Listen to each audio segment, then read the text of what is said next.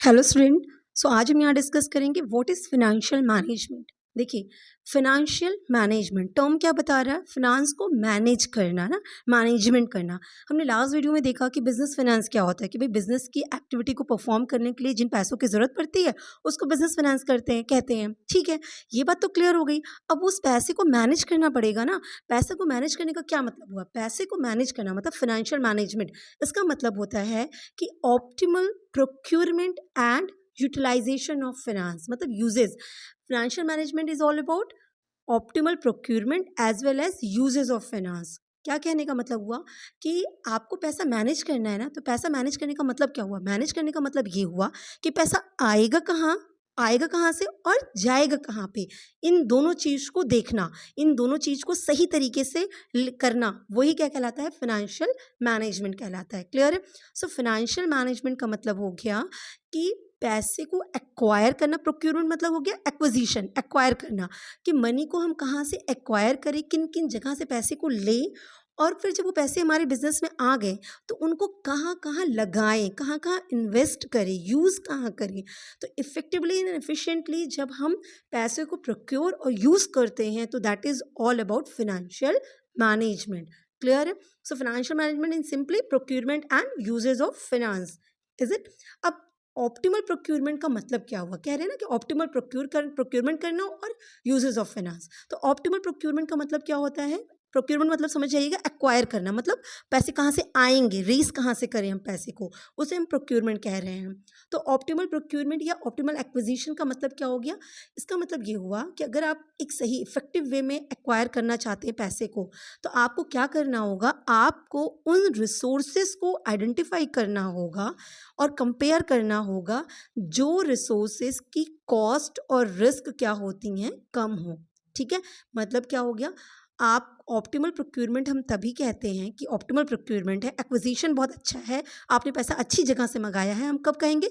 जब आप जितने भी रिसोर्सेज हैं आपके पास, फाइनेंशियल के जितने भी ऑप्शन है, जहाँ जहाँ से भी पैसा आ सकता है, उन सभी सोर्सेज को आप आइडेंटिफाई करिए कि कहाँ कहाँ से पैसा आ सकता है, एंड देन देखिए उन सारे सोर्सेज को कंपेयर करिए। किस बेसिस पे कंपेयर करेंगे?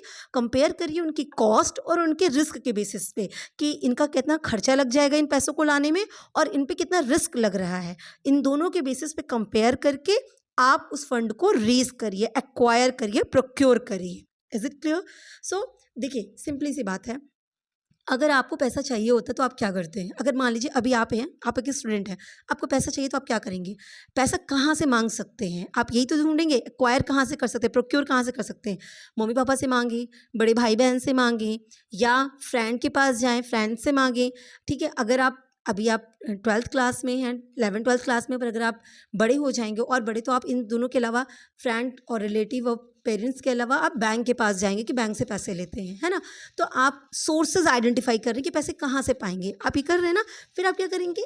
जब आप ये पैसे आइडेंटिफाई कर लेंगे कि इनसे ले सकते हैं, इनसे ले सकते हैं, इनसे ले सकते हैं, इनसे ले सकते हैं, उसके बाद क्या करेंगे? कंपेयर करेंगे किससे लेना अच्छा रहेगा ना। ऐसा तो नहीं इनमें से कोई जो कहे कि भाई 100 ले रहे हो तो मुझे 200 वापस करना, ऐसा तो कोई नहीं है। या ऐसा है, कोई कह रहा है कि 100 लो तो 200 दो, कोई कह रहा है कि 100 लेना तो मुझे 110 रुपये वापस करना, कोई कह रहा है 100 लेना तो मुझे 130 रुपये वापस करना। तो 100 रुपये पाने के लिए आपको किसी को 30 रुपये देना पड़ रहा है, किसी को 10 रुपये देना पड़ रहा है, किसी को 100 एक्स्ट्रा देना पड़ रहा है। ये सब क्या हो गया? कॉस्ट हो गया। उसको पाने के लिए क्या खर्चा करना पड़ेगा आपको, दैट इज कॉस्ट, है ना। रिस्क होता है, फंड से रिलेटेड रिस्क होता है कि हमें सही से मिलेगा कि नहीं, लिक्विडिटी सही से रहेगी। भाई पैसा कह तो रहा है देगा, पर देगा ही नहीं एंड टाइम पे, ऐसा तो नहीं है। तो रिस्क क्या इसके साथ इन्वॉल्व है? तो आप क्या करें? आप ही को पैसा चाहिए तो आपने सारे सोर्सेस को आइडेंटिफाई किया एंड देन उसको कंपेयर किया, किसके बेसिस पे? कि इस पे खर्चा कितना आ रहा है, कॉस्ट कितना आ रहा है, किससे लेंगे तो कितना हमको उसको देना पड़ेगा, है ना, कॉस्ट क्या रही, और रिस्क कितना है, इनसे लेना रिस्की है या नहीं है। आप इन सारे टर्म्स के बेसिस पे इनको आइडेंटिफाई और कंपेयर किए। आप इसको कंपेयर करके जो बेस्ट होगा, जहाँ पे खर्चा कम आ रहा होगा, जिसमें रिस्क कम होगा, है ना, कंट्रोल्ड वे में रिस्क होगा, आप उससे उसी पैसे को एक्वायर करेंगे। दैट इज, हम क्या कहेंगे? ऑप्टिमल प्रोक्यूरमेंट आपने किया, है ना।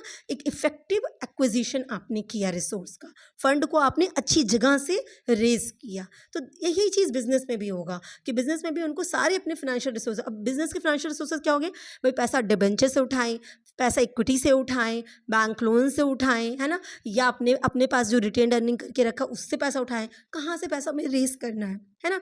तो वो उन सारे सोर्सेज को आइडेंटिफाई करके कंपेयर करेंगे कॉस्ट और रिस्क के बेसिस पे, तो हम कहेंगे optimal procurement. Is it clear? तो ये तो हो गया हमारा ऑप्टिमल प्रोक्योरमेंट की। अगर हम इन सबको कंपेयर करके बेस्ट जो लेंगे, हम कहेंगे कि हमने इफेक्टिव एक्विजिशन किया फंड का।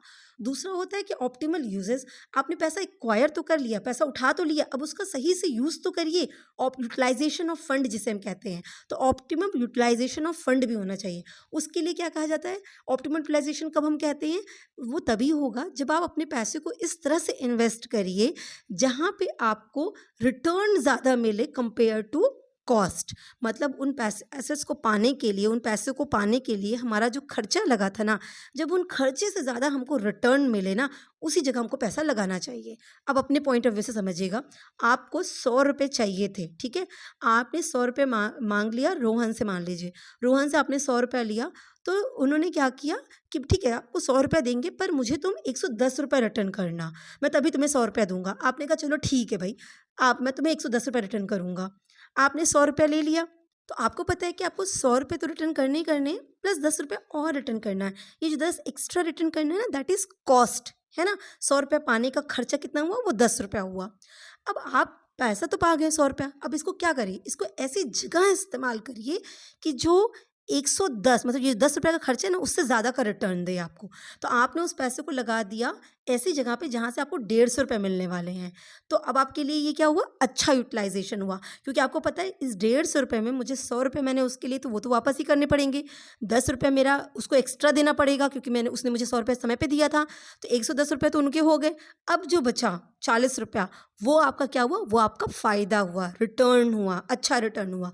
तो वही कह रहा है कि यूटिलाइजेशन, ऑप्टिमल यूटिलाइजेशन, अच्छी जगह यूज़, हम फंड को ऐसे करना होगा आपको कि जहाँ पे आपकी जो रिटर्न है इन्वेस्टमेंट की, वो कॉस्ट से एक्सीड कर जाए। कौन सी कॉस्ट, उसको प्रोक्योर करने की, उस फंड को पाने के लिए जो खर्चा लगा था, उस खर्चे से ज़्यादा आपको रिटर्न मिल जाए, तो हम कहेंगे optimum utilization of fund. Clear है? सो बेसिकली फाइनेंशियल मैनेजमेंट क्या हुआ, फाइनेंशियल मैनेजमेंट हुआ procurement and utilization of fund. ठीक है, प्रोक्योरमेंट मतलब acquisition and utilization of fund. तो हम ये कह सकते हैं कि financial management deals with the effective and efficient acquisition and utilization of fund and also distribution of surplus. जब प्रॉफिट पा जाएंगे, 40 रुपये का प्रॉफिट पा गए थे ना, अब उस प्रॉफिट को आपको डिस्ट्रीब्यूट कैसे करना है, आपको अपने पास कितना रखना है, अपने बिजनेस में दोबारा कैसे कितना लगाना है, कितना अपने जो आसपास के हैं, मतलब जिन्होंने आपकी हेल्प की है उनको देना है, तो डिस्ट्रीब्यूशन ऑफ सरप्लस। तो फाइनेंशियल मैनेजमेंट, आप पैसे को मैनेज कर रहे हैं। पैसे को मैनेज करने का क्या मतलब हुआ, पैसा कहाँ से आएगा, उठाएंगे कैसे, कहाँ से पैसा एक्वायर कहाँ से करेंगे, प्रोक्योर कहाँ से करेंगे, और यूज़ कहाँ करेंगे, इन्वेस्ट कहाँ करेंगे पैसा, इन दोनों को इफेक्टिवली और एफिशिएंटली करना।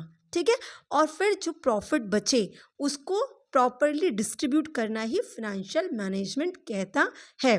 ठीक है, अब इफेक्टिव और एफिशिएंट एक्विजिशन और यूटिलाइजेशन का क्या मतलब हुआ, इसका मतलब हुआ कि आपको एक्वायर ऐसी जगह से करना है जहाँ पे कॉस्ट और रिस्क मिनिमम हो, कॉस्ट मिनिमम हो और रिस्क बहुत कंट्रोल्ड हो। ठीक है, और यूटिलाइज ऐसी जगह करना है, मतलब इन्वेस्ट ऐसी जगह करना है जहाँ पे आपको रिटर्न आपकी कॉस्ट से ज़्यादा का मिले, तो ही हम कहेंगे effective and efficient utilization and acquisition of fund. Is it clear?